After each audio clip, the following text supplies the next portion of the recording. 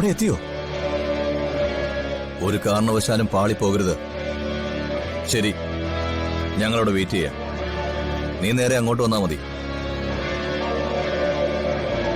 ഒരു സംശയവും വേണ്ട, മൂർത്തി അവളെ പൊക്കി അവിടെ എത്തിച്ചിരിക്കും. അമ്മാവാ, ചിതാഭസ്മം എടുക്ക. ഞാനോ? അല്ല, ഞാൻ തന്നെ എടുക്കാം.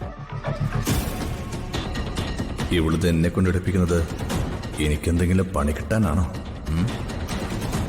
എന്താ അമ്മാവ് മടിച്ചു നിൽക്കുന്നത്? എടുക്കൂ.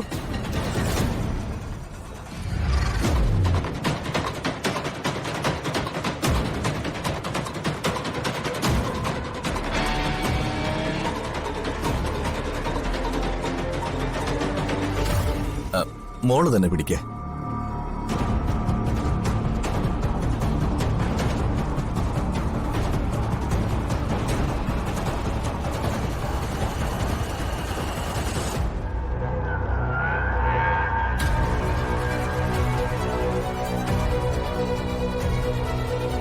എനിക്ക് സഹിക്കാൻ പറ്റുന്നില്ല മോളെ. ഇന്നെങ്കിലും എന്റെ അളിയന്റെ ആത്മാവിന് മോക്ഷം കിട്ടിയാൽ മതിയായിരുന്നു. ഇന്നത്തെ ചടങ്ങുകള് നമ്മൾ പ്ലാൻ ചെയ്ത പോലെ നടന്നിരിക്കും. എന്റെ അച്ഛന്റെ ആത്മാവിന് മോക്ഷം കിട്ടിയിരിക്കും.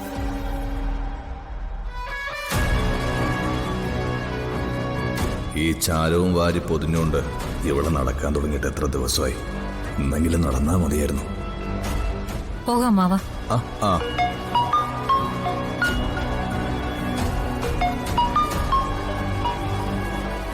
മൂർത്തിയാണല്ലോ മോളെ.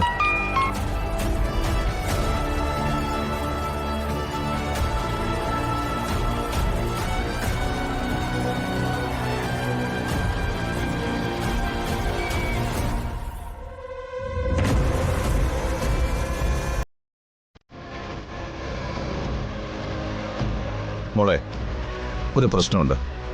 എന്താ?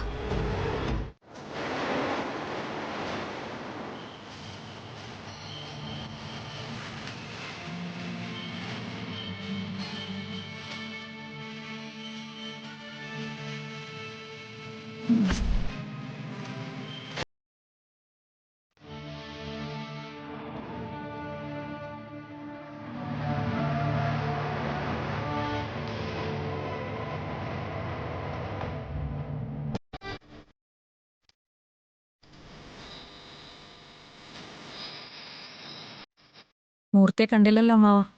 അവൻ വരും. എന്റെ അച്ഛന്റെ ആത്മാവിന് ശാന്തി കിട്ടുന്ന മുഹൂർത്തത്തിന് സാക്ഷിയാവേണ്ടത് അവൾ തന്നെയാ.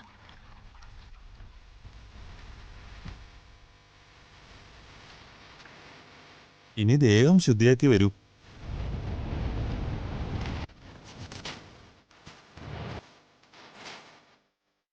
ദേഹം ശുദ്ധിയാക്കിയതിനു ശേഷം വസ്ത്രത്തിന് മുകളിലൂടെ ഇത് ചുറ്റിക്കോളൂ.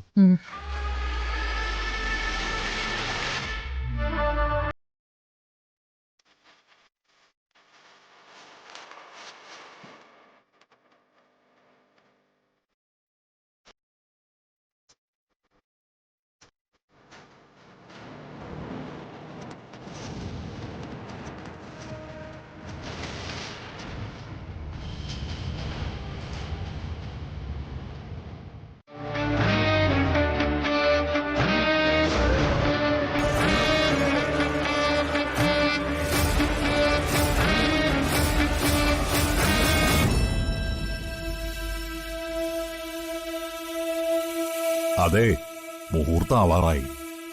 ആ, അർച്ചന ക്ഷേത്രത്തിൽ നിന്ന് വന്ന ഉടനെ ചടങ്ങ് തുടങ്ങാം. ആയിക്കോട്ടെ.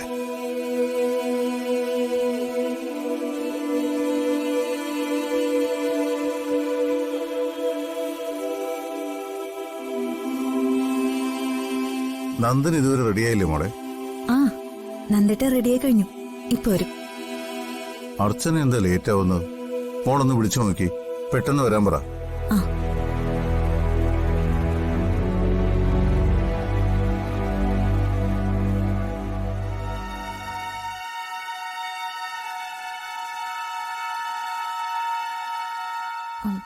കിട്ടുന്നില്ല അച്ഛാ. ചിലപ്പോ ക്ഷേത്രത്തിനകത്തായിരിക്കും. ആ, എന്നാ ഞാൻ പോയി വിളിച്ചോണ്ടുവരാം. വേണ്ട, നേരത്തെ നടത്തിയ ഫോട്ടോ എടുപ്പ് നിങ്ങളുടെ പ്ലാനിംഗ് ആണെന്ന് അർച്ചനയ്ക്ക് മനസ്സിലായി. അതുകൊണ്ടാ അവൾ അനഘയം വിളിച്ച് അമ്പലത്തിലേക്ക് പോയത്. എടാ, ഭാര്യയുടെ പിണക്കം മാറ്റാനുള്ള വഴി ഇതൊന്നുമല്ല. അതൊക്കെ സന്ദീപിന്റെ ഐഡിയ ആയിരുന്നു. എന്നിട്ടെന്തായി? പിണക്കം മാറിയോ? പൊളിഞ്ഞു പോയില്ലേ? അവളുടെ പിണക്കൊക്കെ ഞാൻ മാറ്റിക്കൊള്ളാം. അവളോട് സത്യസന്ധമായി പെരുമാറിയാൽ മതി, എല്ലാ പിണക്കവും മാറും. സന്ധ്യമോളെ, അവളെ ഒന്നുകൂടി വിളിച്ചു നോക്കാം.